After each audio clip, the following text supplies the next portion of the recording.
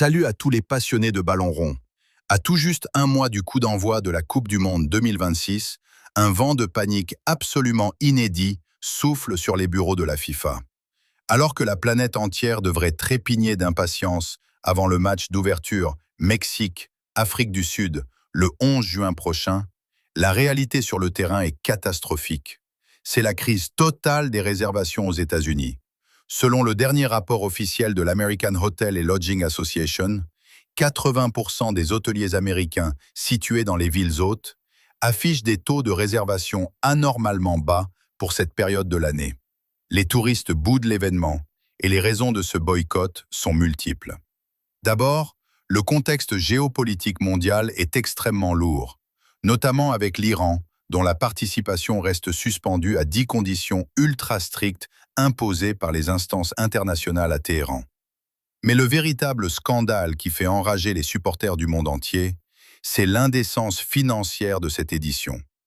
Le coût des transports internes aux États-Unis a explosé et la FIFA a franchi toutes les lignes rouges en demandant jusqu'à 33 000 $ pour un simple billet de finale au MetLife Stadium.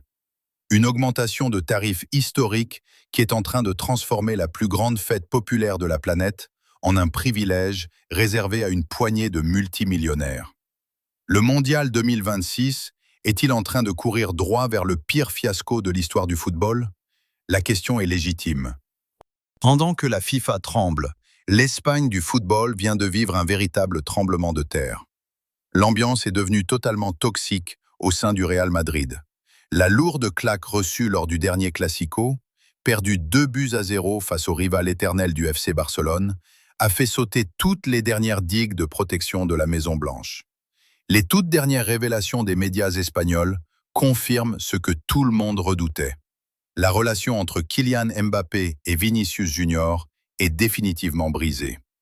Les deux stars ne s'entendent plus du tout, sur le terrain comme en dehors. L'attaquant français s'est mis à dos une grande partie du vestiaire madrilène. La situation est si tendue que Mbappé aurait fait savoir en interne qu'il ne souhaiterait même plus fouler la pelouse du Santiago Bernabéu d'ici la fin de la saison pour s'éviter la foudre des supporters. Et la crise ne s'arrête pas là. Une véritable guerre interne fait rage chez les merengues, au point que certains cadres historiques demanderaient de manière insistante le départ de Fede Valverde à la suite de graves altercations privées. Pour couronner le tout, la jeunesse dorée du FC Barcelone, menée par Lamine Yamal et Gavi, s'en donne à cœur joie sur les réseaux sociaux. Les Barcelonais chambrent publiquement la détresse madrilène, enfonçant encore un peu plus le Real Madrid dans une crise institutionnelle et virale d'une violence rare. Qui dit crise majeure dit grand ménage d'été, et le marché des transferts vient précisément de s'enflammer avec l'ouverture d'un dossier prioritaire qui va agiter toute l'Europe. L'attaquant argentin Julián Álvarez est aujourd'hui au cœur d'une bataille royale, d'une intensité folle, entre le Paris Saint-Germain et le FC Barcelone. Du côté de Paris, les dirigeants ont fait du champion du monde leur cible offensive numéro 1. Le PSG négocie actuellement à coups de millions d'euros pour griller la politesse à tous ses concurrents et offrir un nouveau visage à son attaque. Mais le FC Barcelone ne compte pas se laisser faire et tente le tout pour le tout.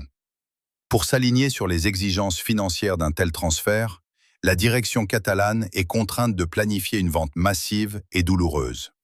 La presse espagnole annonce ce matin que des cadres défensifs majeurs comme Jules Koundé, Ronald Araujo ou encore Alejandro Balde pourraient être immédiatement sacrifiés si une offre atteignant les 50 millions d'euros arrive sur le bureau des dirigeants. La tension est maximale entre Paris et Barcelone, alors que les réseaux sociaux s'enflamment en parallèle sur une rumeur complètement folle associant également le PSG au fils de Cristiano Ronaldo. Le feuilleton de l'été est officiellement lancé. Quittons un instant les rectangles verts pour nous diriger vers les tribunaux espagnols, où une légende absolue du football mondial fait la une des faits divers. Gérard Piqué vient de subir un terrible revers judiciaire. L'ancien défenseur emblématique du FC Barcelone a été lourdement condamné à une amende de 200 000 € par la Commission nationale du marché des valeurs, le gendarme financier espagnol. La justice l'a reconnu coupable de délit d'initié. Les faits remontent à l'année 2021. Piqué avait acheté massivement des actions de la société Aspi Global Services, à peine 2 jours avant l'annonce officielle de son rachat par le groupe Atrice Health, pour un montant de 223 millions d'euros. Cette triche financière flagrante a été qualifiée d'infraction très grave par les autorités de régulation. Ce verdict entache très sérieusement la réputation d'homme d'affaires de l'ancien joueur, déjà au cœur de nombreuses polémiques ces dernières années, avec sa société Cosmos et l'organisation de la Supercoupe d'Espagne en Arabie Saoudite. La chute de crédibilité est immense pour l'ancien capitaine Blaugrana. Pour clore ce tour d'horizon, direction la France, où la nuit a été particulièrement agitée à la suite de la grande cérémonie des trophées UNFP. Le verdict de cette édition provoque un immense scandale et une vague d'incompréhension totale chez les supporters et les consultants. C'est le sacre d'Ousmane Dembélé, en tant que meilleur joueur de la saison de Ligue 1, qui a mis le feu aux poudres. Jugé trop irrégulier par une grande partie des observateurs, sa distinction fait polémique. Invité à réagir à ces vives critiques juste après avoir reçu son prix, l'attaquant parisien a répondu de manière très cash et ironique au micro en déclarant « Ils ont bien raison ». Une sortie médiatique qui ne va pas calmer les débats. Enfin, du côté de l'Olympique de Marseille, l'ambiance est tout aussi brûlante.